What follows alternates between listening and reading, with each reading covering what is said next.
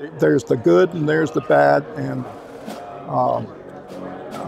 the bad things you tend to remember, the good things you tend to forget.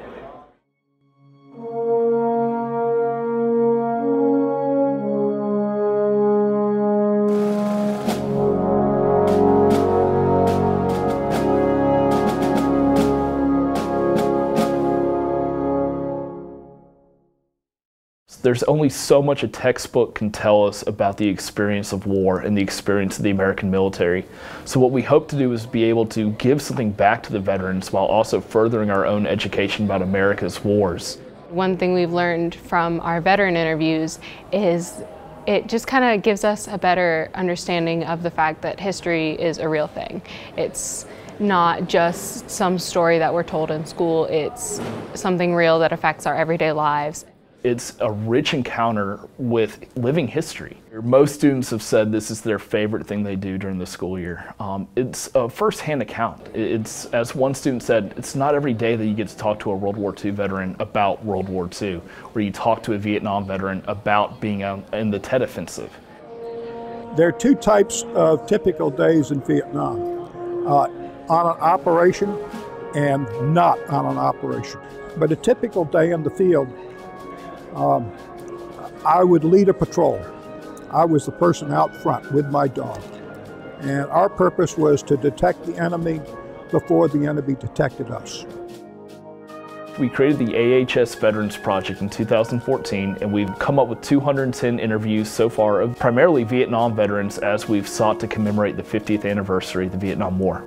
Through this project, we're serving not only just the students and the veterans, but as well as the community.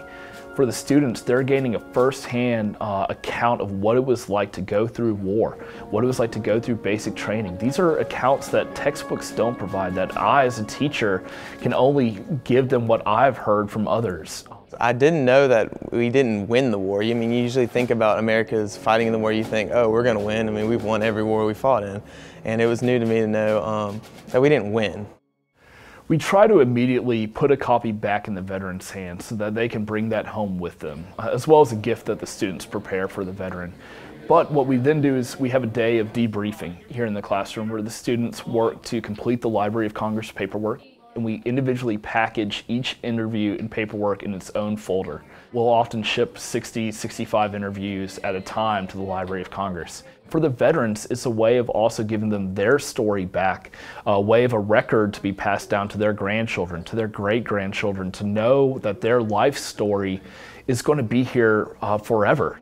I just love having like a real conversation with the veterans and just really getting to know them, because part of the project is we do take some of their life story, what they did before the war, some of their family background, and what they did after the war, what their life is like now, and just having that conversation with them, it feels like a real human moment, and it really does help you better understand. One thing that comes out naturally in a lot of these interviews I'm always amazed by is the own students' ability to show human compassion. It's natural that some of these interviews are going to result in some emotional moments, and to see that student react in a natural way, perhaps reaching their hand across and putting their hand on a veteran's hand to show that they sympathize or empathize with the situation that's being shared. We go beyond the traditional war story, the traditional battle stories, to what was it actually like to return home? What was the process of coming back home? What was the process of packing up to go? So we try to get every detail to capture the whole story. It's a good personal one-on-one with someone who's been there, and you get to learn not from a textbook, not from a video, not from like a book, but you actually get to learn personal experiences and more face-to-face information. This project is definitely going to expand in the next couple of years. It already has. It's come so much further in the last 2-3 years than it was when it started, and I really hope that if it continues to expand, we can draw a larger sample of veterans, get more diverse stories, get more people who believe different things, people who did different things, different involvements, and I think that would be amazing.